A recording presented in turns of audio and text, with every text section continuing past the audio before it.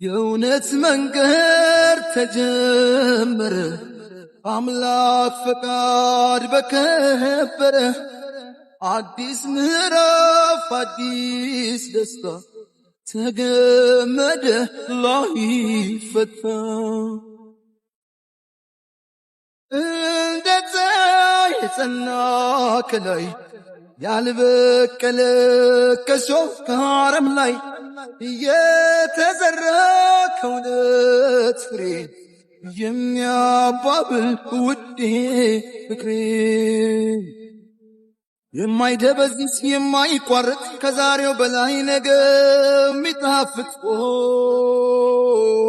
ሁሌም ሙሽራ ሁሌም አበባ የማይጠወልግ በረከት ይግባ